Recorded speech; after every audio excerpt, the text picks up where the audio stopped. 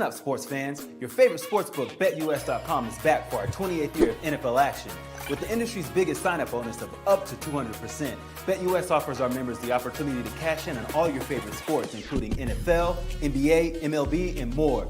We've also got hundreds of new casino games, including the coolest new European slots, and our live dealers are waiting for you at the table. Sign up at BetUS.com today to get into the action. BetUS, where the game begins.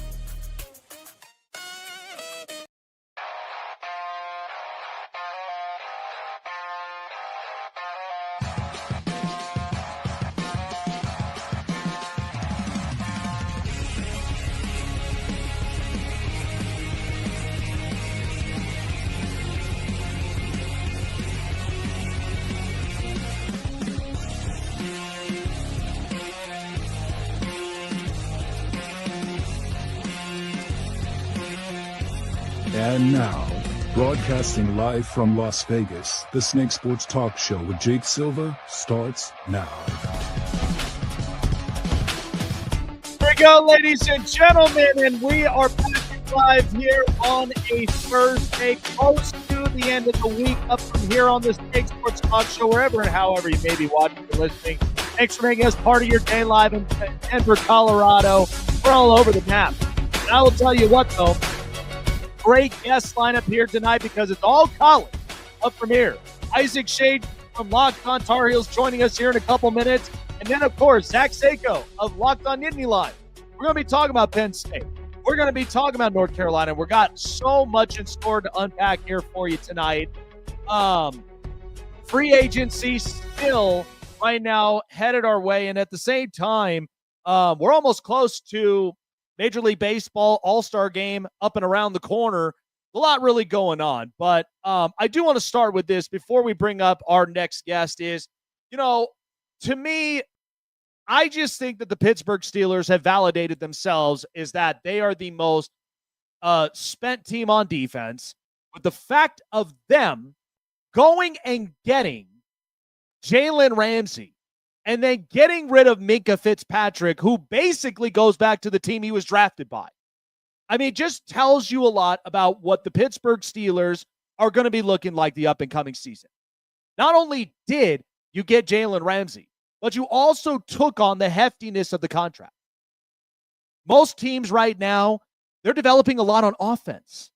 And Pittsburgh, it feels like they're going backwards, where you're getting so much up on defense, which, listen, defense helps you. Okay, it does. It helps you win you a lot of those close games, but not if you don't have an offense that doesn't score you more than 25 points a game. I'm telling you, that's the part that worries me about Pittsburgh. But for Miami's sake, I mean, they got rid of Jonnu Smith. They come in and bring in Darren Waller, which who knows if he's honestly mentally right for the game. Okay, I mean, he retired, and all because the Giants really tried to throw him up at fullback, and he said, nah, I'm just going to retire. I'm going to work on my music career. Okay, that's fine. But I wasn't even sure how that even worked and how Miami was able to even get the remainder of the contract. But it happened, and the Dolphins got a new tight end in Darren Waller. But the only thing about this is that for both Miami and both for Pittsburgh, they both are teams fighting for their chances.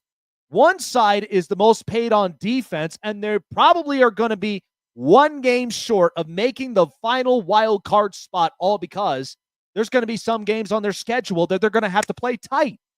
And then the other, the GM, Chris Greer, and the head coach, Mike McDaniel, they're fighting for their jobs. And who knows exactly, like, again, I've told people this, Miami is a very attractive job. Not only are you on South Beach, okay, it's bikini season 24/7, but the other thing of it is you do have a potential roster. You got question marks up on Tua, but the thing about it is when Teron Armstead retired, you got to think about your left tackle, because if you're not protecting the front side of Tua and he just gets smash mouth right up and into the face from some of the best edge rushers in the AFC, that's going to be a problem for Miami.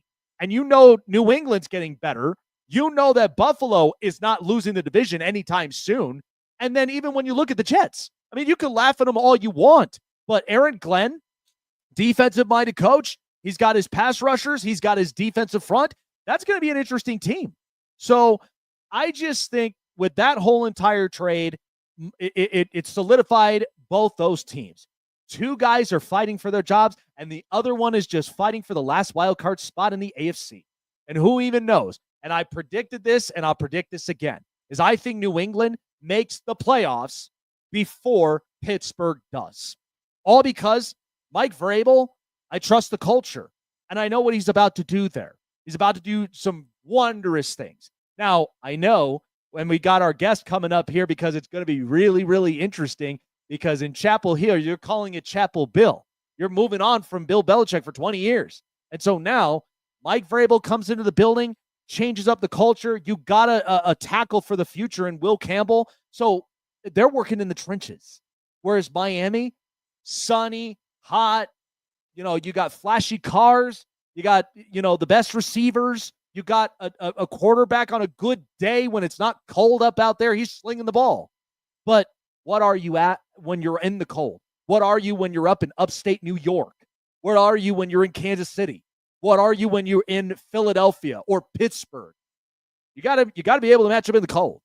So I just think it was an interesting trade in my opinion, but best of luck to both those teams, but it kind of solidified who they are. So I'm excited for college football season, and man, did we slam dunk on two really good interviews. So I'm bringing up the first one because there's a lot to really think about what's happening up in Chapel Hill. So to talk a lot about that, about not only the new look of North Carolina football program, but even for their well-respected basketball program, Isaac Schade joining us here on the show.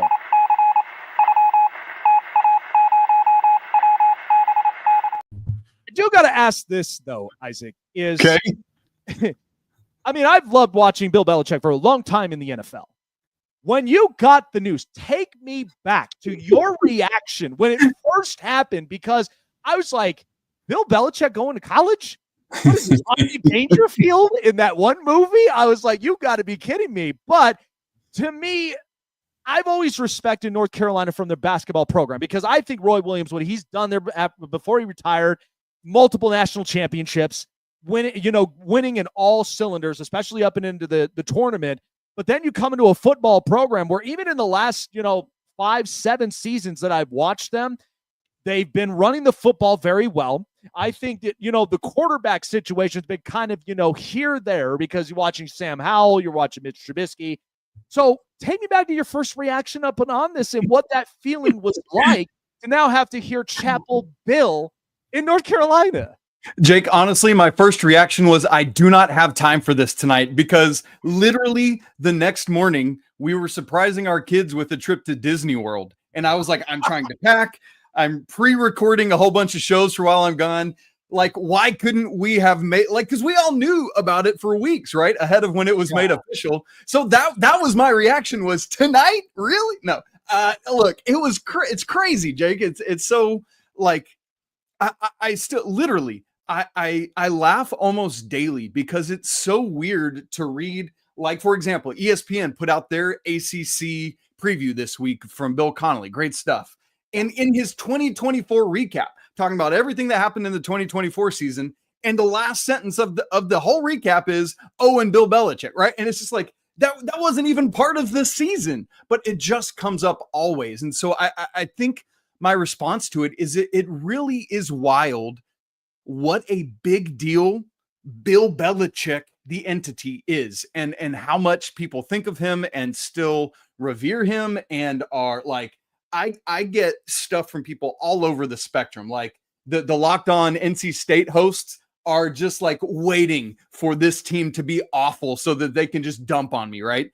But then other people are like, I mean, it's Bill Belichick. We expect great things out of them. And he's got a whole bunch of his staff that's come with it. Like Lombardi is with him running the show. And that dude is phenomenal, man. I am so impressed by him. But, obviously bringing his son down from Washington and several of their players, thankfully, on defense. So, yeah, my reaction is it's one of those things where you just keep saying, is this real? Is this happening? And man, it's going to be crazy. Who knows what to expect this year? Feels like you're in like years of like in a dream and you can't even wake up out of it. And then all of a sudden it's like, man. But I will say though, I mean, listen, living in Denver, Colorado, I mean, I've had to deal with, Dion coming here, because the fact that, these former players and even in these coaches, they come down here into the, the collegiate level which more than anything is like college is so tribal because there's just a different tradition to it, and people are invested and they love it. And so, I plan to go to a couple Colorado games myself to really see the atmosphere in Folsom Field.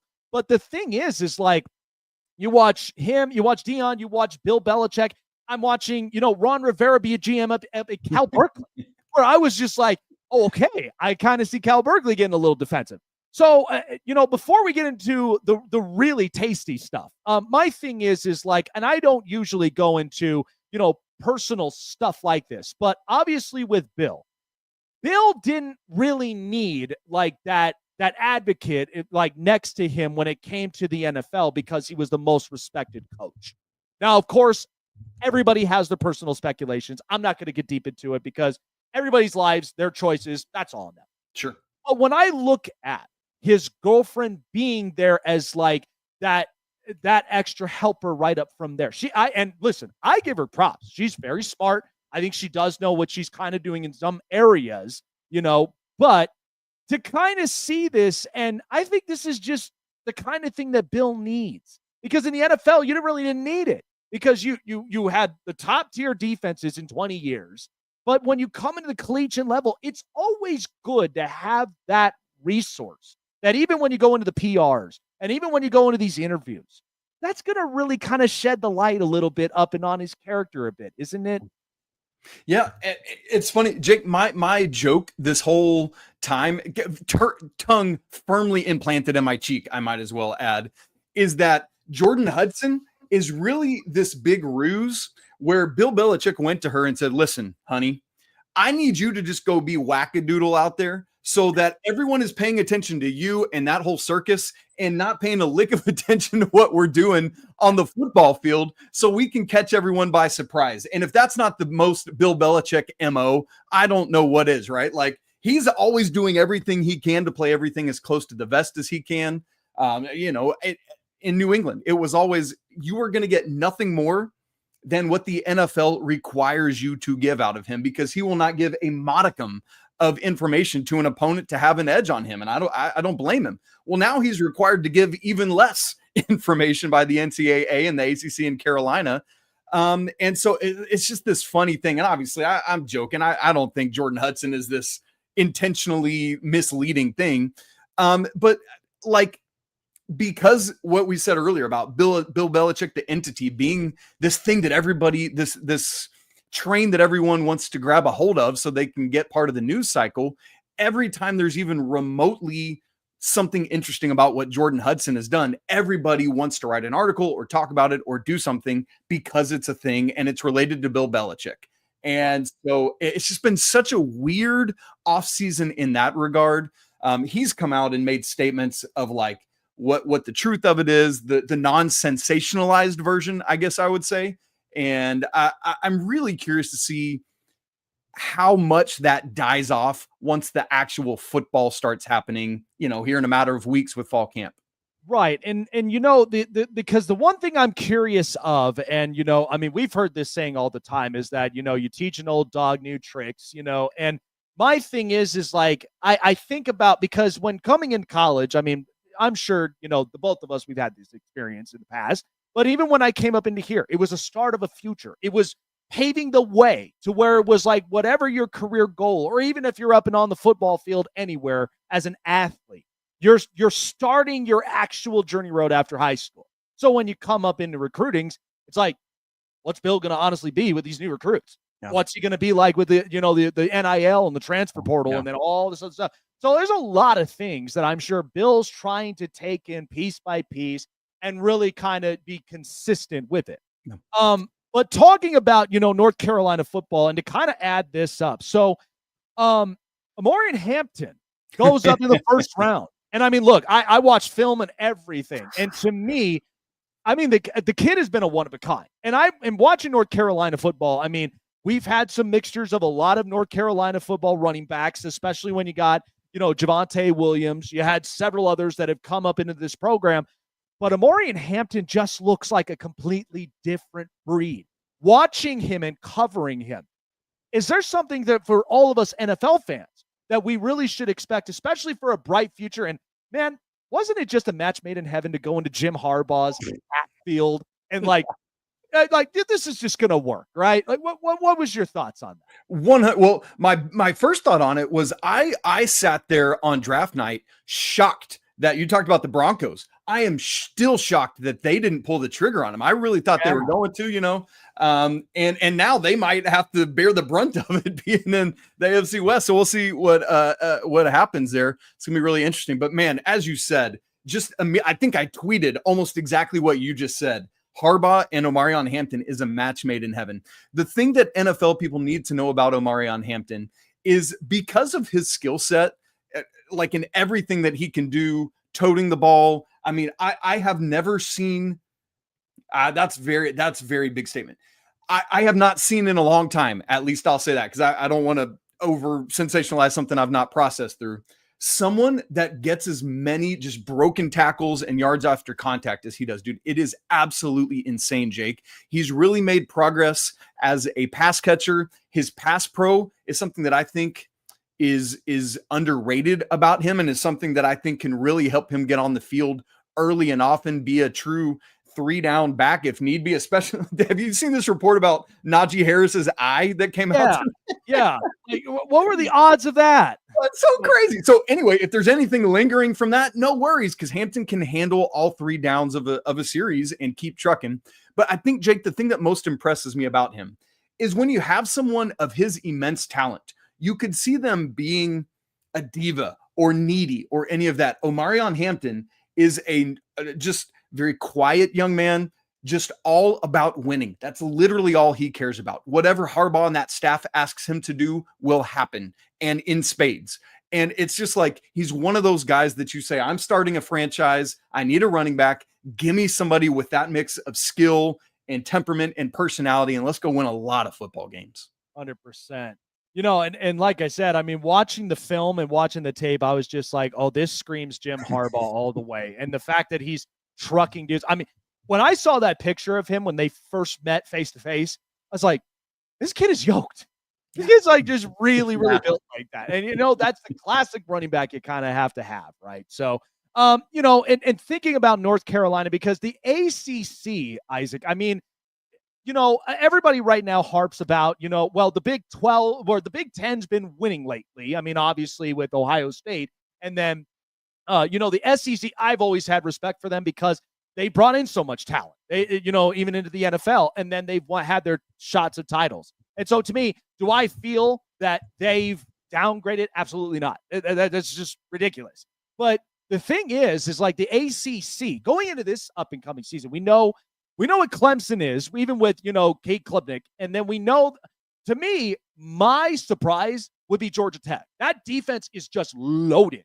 So Haynes King, man, Haynes King is a dude. He is. And so when I think about, the competition up and in this conference, North Carolina, I mean, they've been settling as being middle of the pack a couple seasons now. And then sometimes they've had some drop-offs. But, to me, I feel like with Bill being there, I feel like you're going to get a much better improved defense. Yeah. I mean, on top of this, where you can be built in the trenches like an Ohio State or like a Penn State or like some of these other Big Ten schools, and even for SEC, because you got to have a mixture of offense as well. So looking at it with this up and coming schedule, I mean, it's got some mixtures of some favorable matchups, but then those ones in the ACC conference, toe-to-toe matchups, that's going to be something that they know that Bill, he's got to get prepared for, right? Yeah, absolutely right, Jake. What's so interesting about the schedule is it's one where all 4 non-conference games are up front. It's front loaded with non-con, and then you get all 8 ACC games after that. And interestingly, the only really game that you look at and it's like, oh boy, that's going to be a tough one, is Clemson. And they get Clemson at home in Keenan. It's their ACC opener after an off week that they get ahead of that game. And so that's interesting.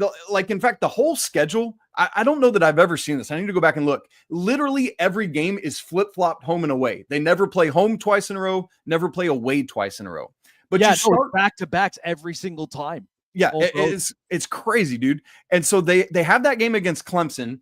I referenced, for example, that Bill Connolly ESPN ACC preview earlier. He tiered out the ACC into 3 tiers. That top tier of Clemson, Miami, SMU, and Louisville is what he has. Clemson is the only one of those 4 schools that Carolina plays.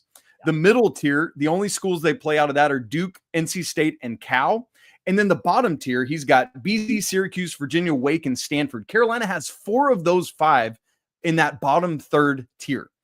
And so you look at it and it's like, I mean, that's a super manageable schedule. The non-con is very workable as well. TCU in a standalone game at home on Labor Day. I mean, that thing, good grief, dude. I don't know how many media credentials there are going to be for Bill Belichick's first college game, but that's going to be nuts.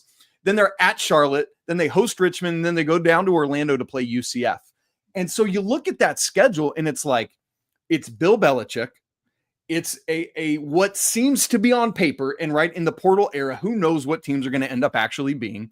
But on paper, this feels like if you're anything shy of 8-4, probably something went wrong. And I know maybe that sounds lofty in the first year, but between Belichick, between everything they've been able to do in the portal, both the winter and spring portal, and the seeming easiness of the schedule, that they've got to make some noise here in year one. Or, Jake, everyone's going to be out chirping about it and like, oh, Bill couldn't do it in the college game. And so that's what's going to be really interesting to see. But the schedule, man, is really intriguing. So, and it's funny because it leads up to my next question of it, because, last year we know that this was more of a run heavy type of offense because the fact that, Omari and Hampton almost close to 2K. I mean, 1,600 rushing yards. But we know that you're going to need some explosiveness. And this is why I think that this kind of really aligned with Bill Belichick, because when I looked at it in the last few years up in New England, they were not superstar at wide receiver. They, their quarterback situation, I mean, with Mac Jones and, what they were trying to do, it just didn't quite work. So you're going to need a bit of flashiness up from here. Now, the good thing is that he can start off to where they're a run heavy, run in the trenches. But then, of course, you're going to have that really good starting front where Belichick is going to have every single guy get physical and try to stop the run and even allow pressures. But then there's also, you got to think about your secondaries where they got to be man-to-man. They got to be able to have at least a spotter up out there. When the ball's in the air, he's got to be able to get it. So with Belichick's vision and his identity from here, is there going to be a little bit of something that from last year, what carried on? Are there going to be some similarities, or is there going to be a little bit of something that Bill knows he may need to end up pivoting, especially if you're trying to get points up and on the board? Not just to win up in close games, but even in the games, you're going to want 10-plus point leads from there. Yeah. The funny thing is, coming off of last year's offense, as you said, it was not as quick strike as the Sam Howell era. It was not as quick strike as the unreal Drake May era, which is funny that he and Bill Belichick were passing like ships in the night between Chapel Hill and New England. They just didn't have that last year, between Max Johnson breaking his leg in the first game, between Jacoby Criswell, who left Carolina, went to Arkansas, and eventually came back. Everything else, all of the non-Max Johnson guys basically transferred out to not FBS level schools. So that kind of tells you what you're dealing with under center last year. And now you've got this thing where Geo Baker transfers in. Max Johnson's out here putting up videos on social media like, hey, I'm ready for camp. I didn't think we'd see that. And then Bryce Baker comes in as a really elite, true freshman who came in January. And so there's this interesting mix there, Jake, that we'll see in that QB1 battle. Perhaps instructively, Carolina released the players that are going to ACC kickoff. They released that earlier today, and it's Geo Baker that's going to represent them. So I think that tells you at least something about where their head's at with that right now. Speaking of Omarion Hampton and Bill Belichick, following in Omarion Hampton's footsteps is a dude named Bullet Goss, which is the most rad name. It's actually Davion Goss, but everybody calls him Bullet. And this dude, when you go watch some of his film from last year, it was the second game of the season. The team is escaping me right now. Hampton got banged up in the first half. Here comes Goss, freshman, and he is built like Omarion Hampton. Is he going to be Omarion Hampton? That remains to be seen as we go through a full season, but they very much could carry on in that mold where Belichick is, as you said, It doesn't have to be flash, although they would love to have some. Right. But if they can rely on a Goss to be a bell cow in the model of Hampton, shorten a game in that way, and let a new defense under his son Steve that's trying to figure things out, that lost a couple guys late in the transfer portal that I honestly thought, like Bo Atkinson, who I thought they'd be relying on defense, might give that defense some time to figure out who they are to help stick around, because that's been the bugaboo for Carolina in the Sam Howell, Drake May era, is those dudes were trying to win games on their shoulders on offense and just hope they could outscore everybody. Can the defense catch up now that it's the Belichick era? Because we know that a Bill Belichick team is going to come in and they're going to ball on defense. Can they do it in year one in Chapel Hill? I think that might determine the success or lack thereof of this team. So final 3 minutes up from here, we're shifting up and on to the men's basketball team. So, of course, I've always had such grand respects for Duke and North Carolina because they both have been, most prestigious programs that we've seen in the basketball realm. I mean, winning national titles and such. My thing was, I made this comment about a year ago when after Roy Williams retired, I felt like, okay, the next guy stepping up and in here, you're going to get some talented players. You're going to end up having, an identity to where, one, they're very good at aggressive scoring up and on the perimeter, but they're also very good at least shifting the ball around to get some open spots. But they're also not afraid to get physical when it comes to up and into the rim. Now, to me, everybody knows Duke really, killed this one out of the water. And right after, Coach K retired and the new one comes in, I actually had a really good friend, JJ Jackson, talk about this. But with North Carolina, obviously they are still a prestigious program. But to me, I know that the competition now is starting to get much bigger and a lot more difficult for some, and not even just these, one and done programs, which to me, they're like 90s hits, one hit wonders. But I look at the bigger programs and the bigger aspect because the NIL deals, players that are coming back for another year or two to really mature well and then be prepared for the NBA. So when you look at the future of, Tar Heels basketball, to me, I just think the team would be in good hands. But with this whole deal, could very much, at least use one, if not two, really impactful studs that can really help out with this team to get them back up into the Final Four. Yeah, absolutely. That's a great point. And they have that this year in the form of a guy named Caleb Wilson, who comes in as a true freshman from Atlanta, from Holy Innocent Episcopal School, top 10 prospect in the nation. He's a power forward, but he's a guy that can play 3 to 5, can guard 2 to 5 switchably as needed. He comes in as far and away Carolina's best NBA prospect on this year's roster. What's interesting about it, and you so well said this, Jake, is Duke has done it through just bringing in like the singularly best talents they can find. This year, that's going to be Cameron Boozer, Carlos's son, who's an absolute dude. His twin brother, a little bit less heralded, but a phenomenal point guard. I think he will be Duke's starting point guard by February or so. I mean, they're going to continue to do it. North Carolina has tried to continue to do it through some of that development, but the problem is that's wildly more difficult to do in the transfer portal era because guys are not, I'm going to say not willing to stick around and do it, but that's not what the culture of college basketball is now, because let me go somewhere where I can play. And I cannot blame you. I would want to do the same thing. Let me get minutes. And so it's harder to program build, I guess I would call it, in this era. So you got to figure out, how can we blend some holdover guys? Like Carolina right now has a 4th-year guy named Seth Trimble that's been there all 4 years of his Carolina career. He'll probably be starting at 2 at shooting guard this year. With bringing in a couple freshmen, you want to have that high-end elite like what you were talking about in Caleb Wilson, but they've also got a couple guys that were ranked in the 50s, Derek Dixon and Isaiah Dennis. You mix that with bringing in some portal guys. Carolina struck out majorly in the front court last year at the 5. They bring in this year Henry Vasar from Arizona, who should be that dude at the 5. They bring in hometown boy Jaren Stevenson back from Alabama. Jaren Stevenson's mom played at Carolina back in the Sylvia Hatchell era way back when. And so you just start getting this mixture, and it's like, okay, what teams in the nation can figure this out and figure out who they are the most quickly and find that cohesion. And those are the teams that are going to win in this day and age. Who's willing to buy in, who's willing to play a role, and who's willing to sacrifice whatever for the good of the team. And Carolina has, outside of Caleb Wilson, a bunch of guys that maybe aren't wildly heralded.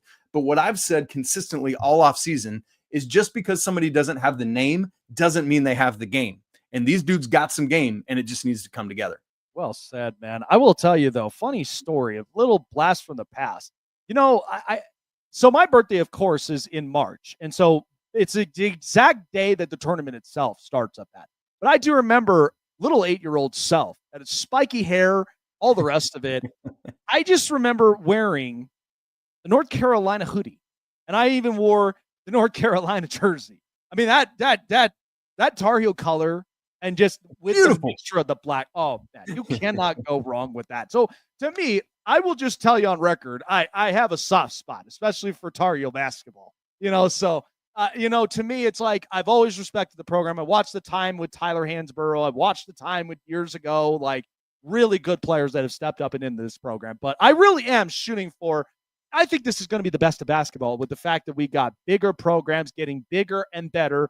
And this is what we want. You want the bigger brand so I could develop and build the relationships with these kids. Even with what you said with Caleb Wilson is like, I want to know who this kid is. Oh, he goes to North Carolina. So when he comes in and he's ready for the NBA, I've already got a whole backstory up and on him. So that's why I'm hoping the NIL and the transfer portal, if they get this right, where it's more consistent, it's much more, built friendly for a lot of these programs, then maybe we might actually get a lot bigger and better action, and especially for viewership reasons for college basketball every single tournament. But Isaac, appreciate the time, man. Love the energy up out of you. Please tap in with all of our audiences, viewers and listeners, where people can find you to get hooked on what Chapel Bill's got cooking up here up with the Tar Heels this season. For sure. You guys can find Locked On Tar Heels on YouTube and on all audio podcast platforms 5 days a week. I'm also the host of Locked On College Basketball. So if you're a college basketball junkie at the national level, man, that's coming at you 5 days a week as well. Same platform. Social media wise, I'm most active on Twitter, just at Isaac Schade. Schade has a C in it. It's dumb. It's German. It means what a pity. That's my lot in life. But come find me there. I'd love to chat with you. Love it, man. I'm going to be locked on for the up and coming season. So I'm going to definitely check out on the content and just keep me up to date up on it, man. But appreciate you. Have a great rest of the week, man. And we will definitely see you the up and coming college football season, man. Take care of yourself. You too, brother. Thank you. Absolutely. All right. Well, we got one college down and we are now headed into the next direction and up and in Penn State, because here's the thing. I love what the Big Ten has been doing as of recently. And to me, I got a hunch. I got a hunch up and on this program, and I feel like this has got to be the year to end up doing it. So to talk a lot about Penn State football and more, Zach Seyko joins us here on the show.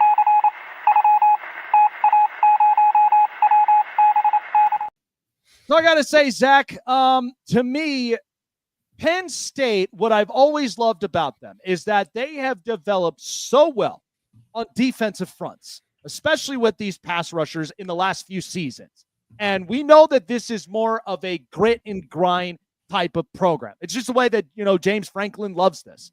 So last year, coming up very closely against Notre Dame, to me, I just think Penn State, and you could probably agree with me on this possibly, but to me, it's like they're missing that X factor in a way. And obviously, big play, when it comes to the offense, I know with having Tyler Warren, he was a fantastic tight end. And then having Drew Aller, you got what you got, but you got a very good productive quarterback. I'm glad he's coming back this season. So for Penn State, what was kind of the feeling after that against Notre Dame that they know that they've got to be able to capitalize on this up and coming season? Because, Zach, I'm telling you, I got a hunch on this program. I mean, they did. They bought in, right? They brought back Drew Aller. They brought back Nicholas Singleton, Katron Allen. They were 3 points away. And if Penn State had the ball. They had the game-winning drive right in front of them. They were also a dump-off pass into the flat.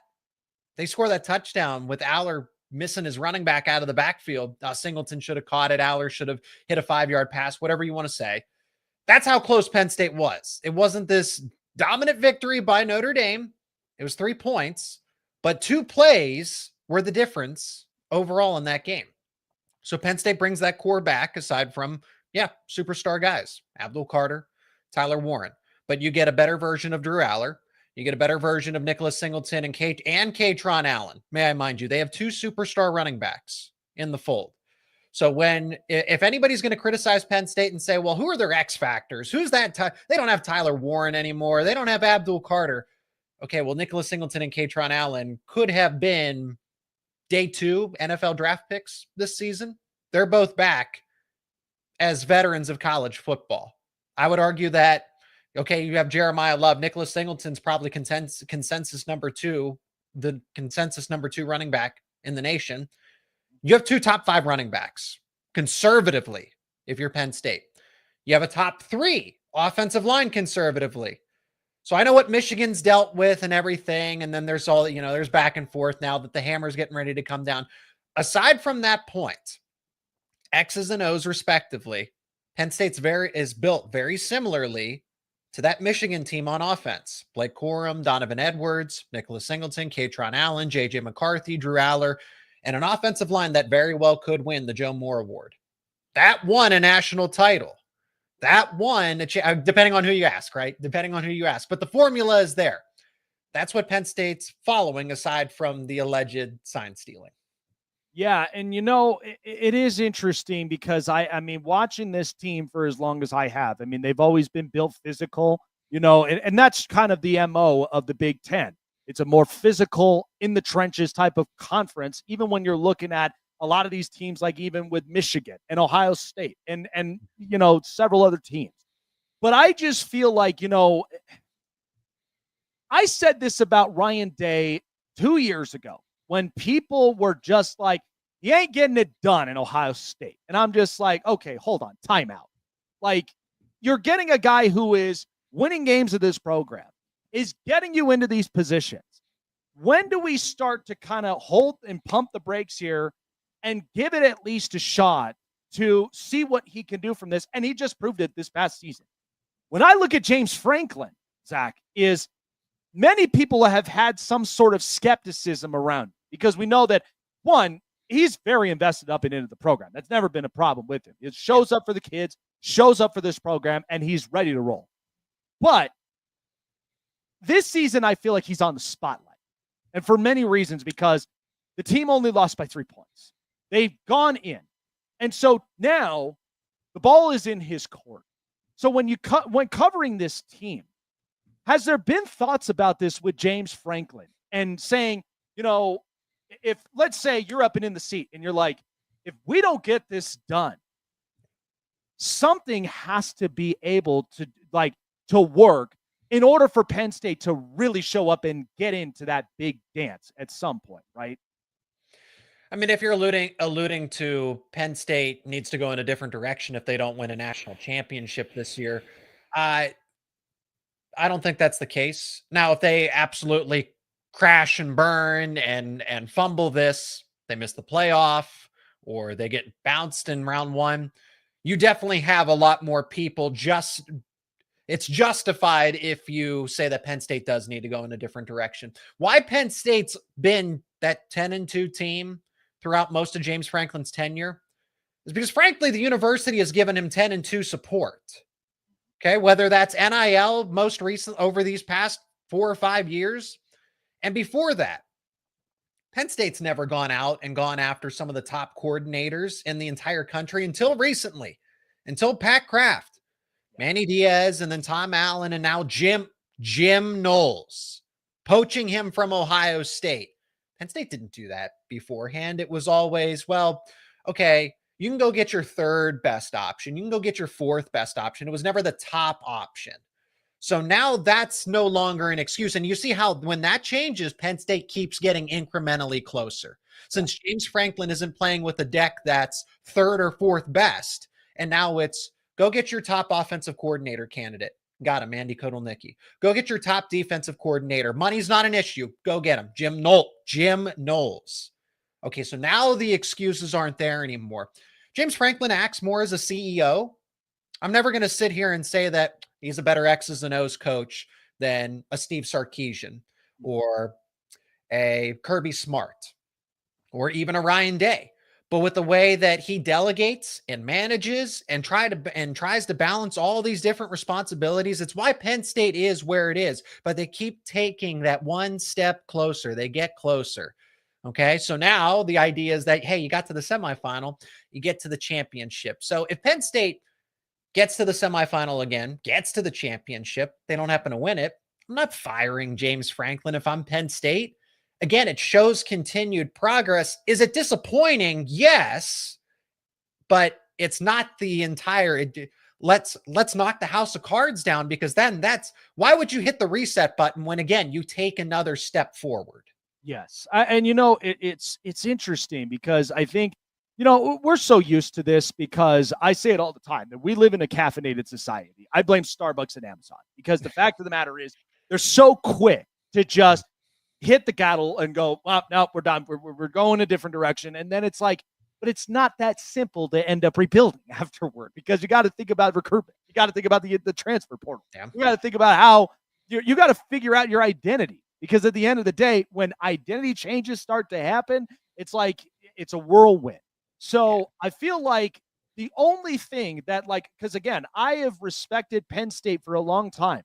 But to me, it's like, when are they going to get that over the top? To me personally, I've watched a former Penn State receiver, Keandre Lambert-Smith, end up going to Auburn, and then he gets drafted. To me, I think he's a very nice pick. To me, he goes and gets those go routes up from there to where it's a go up and get it type of situation, use the speed, got good hands. So when Penn State, it feels like that's the one thing that I'm like, they need to fix, because quarterback, I got it. Run game, I got it. Defensive front, I got it. Wide receiver, I mean, I keep hearing this all the time, that when it came to the last receiver that they had in the past, in Chris Godwin, they're like, when are we ever going to have that again? So is there someone in line that we know that could potentially be that breakout receiver that they know that they need to get the big plays out the way for Drew Allen? So they put a Band-Aid on this for now. They went through the transfer portal again, and they're going to roll the dice, and they're going to say, okay, what can we get from three transfer portal additions, one of which all conference from the ACC, and Trevor Pena. And that's something that Penn State would not do. Go get the premier player at a position of need at a last minute's notice. Again, that's something that James Franklin hasn't really, I guess, had the full commitment to. Again, within reason, you can do that, but the top guy available in college football free agency, and you go get him and Trevor Pena, and then you go get a linebacker and Amari Campbell. But for wide receiver specifically, they got 3 new starters. All of them are veterans. It's good because this is top of mind, because I got ready to talk about this in an upcoming episode.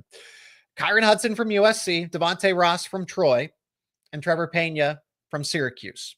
Those are all capable veterans. They're not going to be superstars, but I think if you have a good player here, a good player there, and a good player there to go along with a top 3 offensive line and the best backfield in the country, 2 superstar running backs and a veteran quarterback, whether people want to dunk on Drew Allen or not, this is a really great setup for him to just hand the ball off and do nothing, and then hit those easy passes, play action.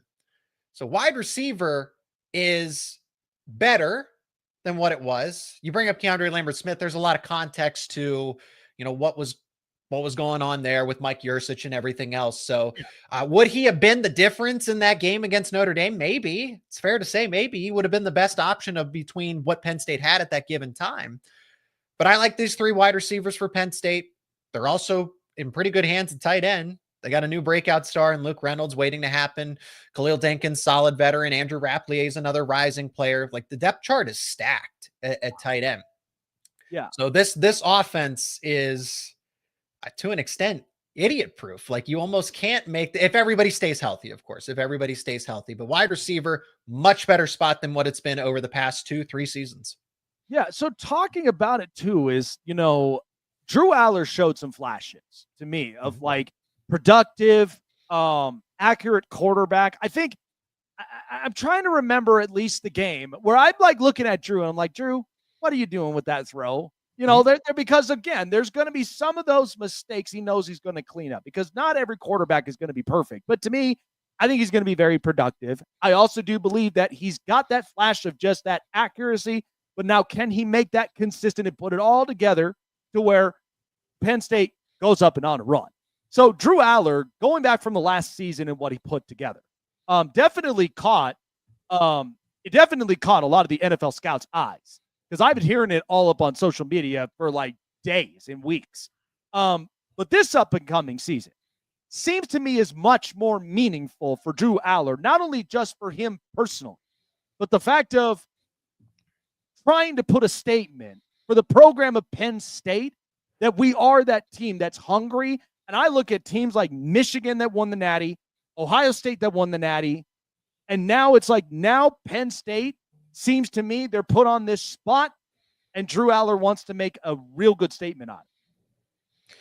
Yeah, it's up to him. I mean, this team goes as far, again, that's why I think it's fair to make the J.J. McCarthy comparison, because he's not going to be the team that wills Penn State to victory, but he's also going to have to be the team of the last line of defense because it is on him for a game-winning drive. Yeah. Typically don't run your way to a game-winning drive, but I don't think Penn State's going to be trailing in many games. It's a nice problem to have. Again, they can lean on Singleton and Allen, but what happens if it's not their best day? What happens, right? Injuries are going to happen, and I hope they don't. I want to see Penn State at full strength for as much as they can this season. Aller going into year 4, third year starting, second year with the offensive coordinator that started to tap into his potential. Like all the stars are aligning. The dude just continues to get better. And the more reps you go through, that heartbreak that you deal with, he's going to remember that Notre Dame game. Yeah, that's going to be top of mind for a while until he gets back to that point and surpasses that. So I am glad that Penn State's QB is Drew Aller, because I do think he's one of the best in the country. Now, is it Cade Klubnik? Is it Arch Manning? Is it Garrett Nussmeier? Who actually is number one? Hey, that's up for debate. That's fine. I'm willing to have that debate, but he's in that group. He's in that conversation. He's in that tier 1 where he lands. Okay, up for debate, but I'm glad he's Penn State's quarterback in the context of everything, with continuity with his offensive coordinator, comfortability in this offense, and the supporting cast around him. Why Drew Aller looks really inaccurate at times is because he's getting rid of the football because a wide receiver never broke from their route. They never broke away from the coverage. So it is better to throw an errant incompletion than an interception to the other team. And that's what Drew Aller was doing. Yeah. And so that's hopefully like with that, because I could see that to where that communication and that chemistry up in itself, especially when it comes to the X's and O's and playbooks, like, you got to get that together and be consistent up and on it. But yeah, I totally agree with it, because I was just like, if Drew Aller literally left for the draft, I wouldn't even know exactly what Penn State's next plan would have been, even if they had to tap into the transfer portal, or they probably would have to trust one of their recruits or somebody that's homegrown in this program to really, take it the next step. So the hefty question, of course, is the schedule themselves. This schedule, of course, with Penn State looks tasty to me, but we know Big Ten, you got your mixtures of Oregon on there up on NBC, and I'm going to love that night game for sure. Yeah. Because Happy Valley is it's going to be a place that, thank God you're not in Autzen, because if you're up and in here now up in Happy Valley, and it's going to be all over just that colors of white and just in the Navy, that's going to be one that's going to be a fun night game from there. And then, of course, you got your Ohio State. So, to me, I feel like this is exactly the team that's going to get back into the playoffs. But we know that there's definitely statements that are going to need to be made, especially this Oregon one with the Big Ten championship. Mm-hmm. And then, of course, why not get something up and out of Ohio State as well on the road in Columbus? You have to win at least one of them. Yeah. You have to win at least one of them. You can't, if you go 10 now, there is a case like Ohio State just did it. They went 10-2, they lost to Michigan, and then they went on the run in the playoffs. That very well could happen for this Penn State team, where it's a similar type of setup, but you have that, and that's the debate in college football. You have that mulligan now. So do these rivalries even matter, right? And I'm starting to see the credence with that argument. I'll digress from there. But Penn State needs, I think the more important game that they need to win is Oregon, because it is more doable. Okay, that's going on the road to Columbus. Ohio State's the defending national champion, and they still have Jeremiah Smith and Max Clare joins them. And even though Julian Sain's a first-year starter, I mean, you and I could probably play quarterback in that offense with the receivers that he's going to have to throw to. And by the time that's later in the season too. So they're only going to get better. They're only going to they're going to be more in sync by the time that game rolls around. But the same thing goes for Penn State and Jim Knowles' defense and everything else. So that's kind of where it's a new look, somewhat of a new look defense, a changed defense for Penn State and a changed offense for Ohio State. So we'll see how that game goes. But my concern's going to be raised if they lose to Oregon, because that is the much more winnable game of the two. And then if you happen to drop one that you really shouldn't, I mean, this schedule is favorable for Penn State. I won't call it just outright easy. You got to go on the road to Kinnick in Iowa. Again, Penn State should be well suited for that game, but you just never know. You never, scary things happen at Kinnick in a night game, and we don't know what it's going to be yet. That I just have that one circled. Nebraska will be a team that you don't want to play at the end of the season. That's just a team that, hey, if they're a late riser, they have momentum. Okay, that's not ideal. Same thing with Indiana, just a chemistry thing. And you're playing these teams that are going to have slow starts, but strong finishes. Yes. And it's about the timing of it. So imagine it. And so Oregon, they get lucky with Oregon being early in the season, because that's a team, end of the year, they're going to be a lot better. So for Penn State, you get them now, but you don't avoid the teams, Nebraska and Indiana, that are just going to be slightly better by the end of the season. Yeah, because it's going to be important for at least for your conference ranks. And then not to mention, too, I think what we realized is, and my final thing on this is because I think this is the most important question up and on it. But yes, the fact that I think you summed it up greatly is the fact that they'll have rough starts, but then they always finish strong. And I think a lot of that is because you give it a couple weeks to really understand the playbooks themselves and the scheme fits. And then eventually, if something's clicking and it's working and it's becoming consistent, that's the teams that I'm like, I don't even want to be on their home turf. By the time that like we show up on the schedule and it's like, crap, we're going to have a lot of that momentum going into it. But final thing is, what makes me so excited, of course, of college football season. We got so many stories. I've been talking college for like the past month. And the fact of landing this with at least the big fish for Penn State, hopefully I can get something up on Texas and Alabama. But long story short, we got a new format with the college football playoff. It's no longer the conference bids this time that matters of who your top four best teams is. Your top four best teams are your top four best teams, period. Yeah. But then you got the hefty 5-12. And those are the teams that they know they're going to end up starting from the bottom to make their ways up to the top. Now, what we witnessed with Ohio State was, like we said on that loss to Michigan, that loss to Michigan had no meaning up and onto it, because at the end of the day, they were able to just roadhouse Tennessee and Oregon and then make their way up and into the national championship. So it's like, to me, it's like if you get your ticket in and then you compete and play for it, because the minute, I mean, I knew for a fact Boise State was going to be outplayed physically. I just think, Genty had a great year, but you're not getting past Abdul Carter and that entire defensive front who knows how to play physical. So now, with this format, this is the one where now it's every man for themselves. It's a free-for-all matchup. It's probably going to be a complete bloodbath in this one that I'm excited for. But this is the one that Penn State, they want to be the lone ones at the top of the mountain that they want to be at to win it this year, right? I mean, absolutely. And winning takes care of itself. And Penn State, where Penn State is built for a deep run, is that ability to ground and pound the football. Winning teams run the football.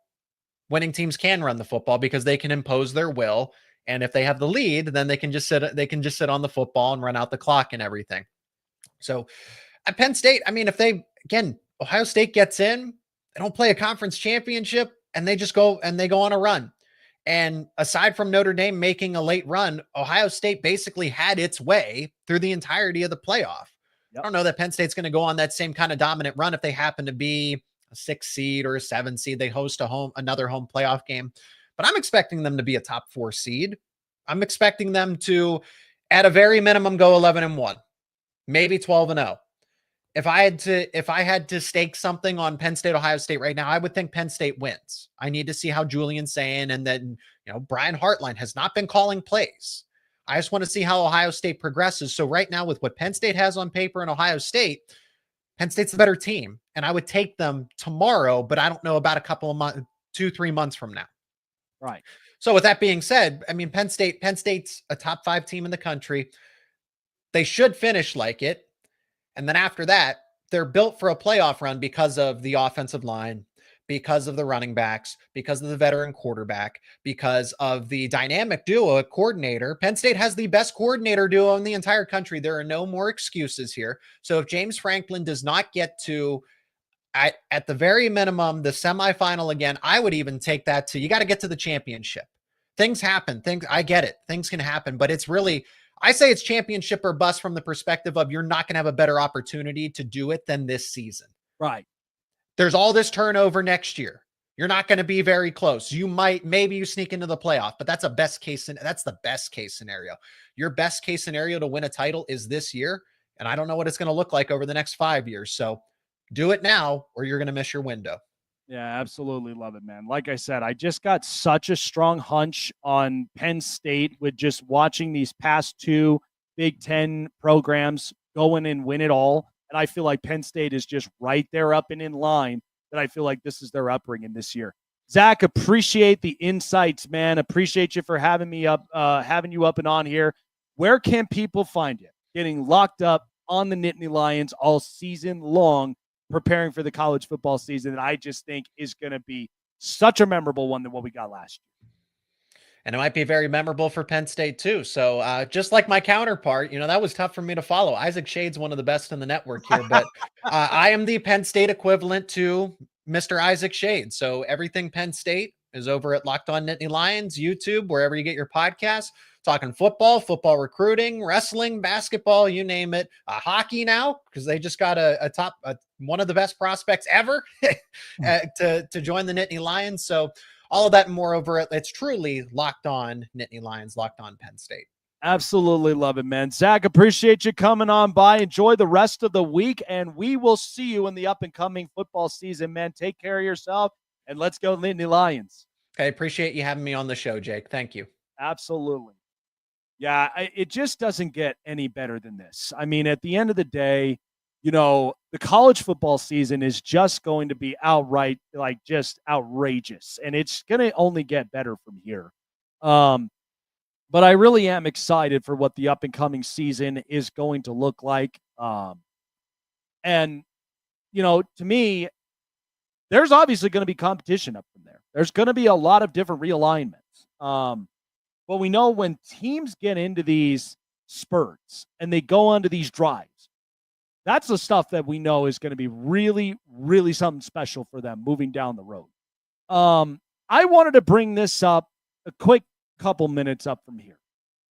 And I know that this kind of tends to change, different courses. It's almost like you're trying to manage the ocean waves at times. You're the captain of the ship. And you're trying to manage it.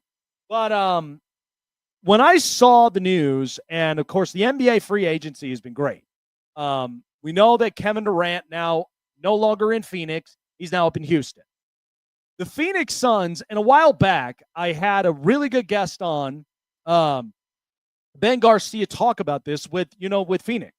And the thing about, to me, is the Suns caught themselves in a situation to where they feel stuck, with the whole Bradley Beal deal and such. So just recently, Devin Booker had agreed to a 2-year, $145 million contract extension, which is now annually the highest extension salary in NBA history. My thing is that the thing about Phoenix is that back in 21, I would have loved to have believed that this core and this group would have truthfully have been able to put all the pieces together. I mean, even with Chris Paul. But the thing of it was, we were dealing with DeAndre Ayton, and I think, Cam Johnson, and a couple others, they were very good. Cameron Payne.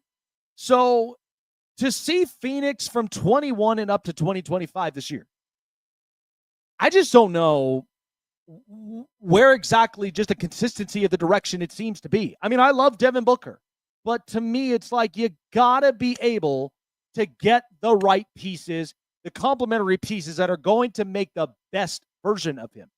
And at the same time, it's going to make the best version of the entire core group. I've said this before.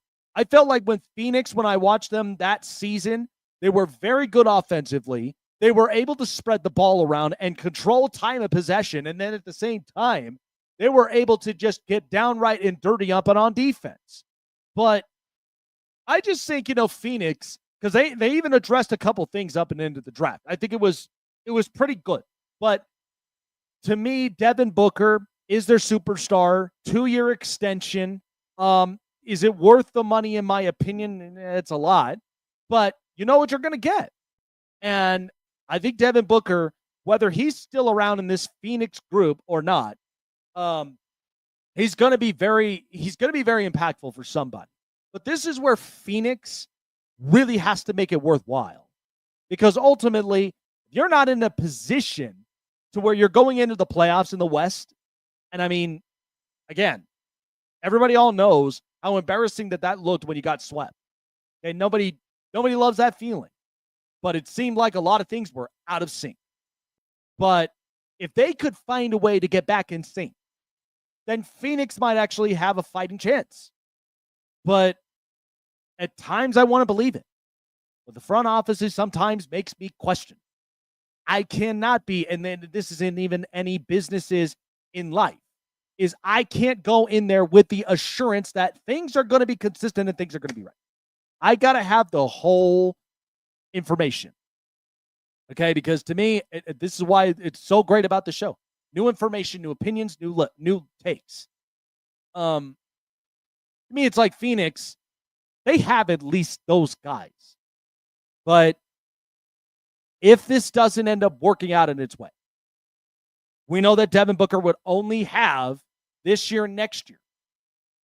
And we know that with the price range, somebody is going to obviously pay the money. Could it be a Utah? Could it be a couple of other teams, whether in the West or in the East, that'd be interested? And teams that they know that they're going to want a complimentary score. But I think Devin Booker, I mean, he's a very talented player, but just has to have consistency of direction. I felt like after the 21 team, the consistency's been ripped apart. And granted, Kevin Durant, not a cheap option either. He's expensive. Somebody was going to pay him, and Houston paid for him. But with that being said, you know that Phoenix, if you're looking at the return of it, and hopefully it'll be much better, and you'll get a complimentary piece from there to help out Devin Booker. But to me, Jalen Green, I mean, he'll serve for something, but can the consistency get there? That's the one thing about Phoenix. So again, I hope the best of luck. And again, players, they're getting paid. It's not getting cheap. And trust me, all these NBA contracts, every time when I look at them, and I just watched Oklahoma City lock in Chet Holmgren, SGA, and J-Dub to max deal. That's good and all, until you're eventually going to end up having to move one or two pieces at some point because they're getting too expensive. Have fun with it. I just think these NBA contracts, they're just getting outrageous. Guys are getting paid a lot, and who knows if the investment is there. But that's the thing. I just think, with the Western Conference, it's getting tougher. It's getting much more competitive. I trust Houston. I trust OKC. And I trust a couple teams up and out the West. But, I mean, Phoenix could be interesting. But you know what you're paying for. If this don't work out, it might be the last days. Great stuff. Gotta say, though, been a great week. And we got a very good special guest talking some hockey tomorrow. Really excited about this one to talk about the state of hockey, back-to-back champions, and now, doing it for another time again. So, our very own Nicholas Alexander is going to be joining us here up and on the show tomorrow. Appreciate everybody for joining up and on the show, guys. Check it out. Snake Sports Talk Show website at snakesportstalkshow.com. All of our information, blogs, episode, potential sponsors as well, and of course merchandise, all there in one place for all of my fans here of the show. snakesportstalkshow.com, guys. Check it out for yourselves. As of course, this show is brought to you by SeatGeek and BetUS, guys. Use promo code SnakeSports. I trust SeatGeek with everything. All of my events, sporting events, concerts, shows, all of it. Absolutely love the app and love the experience.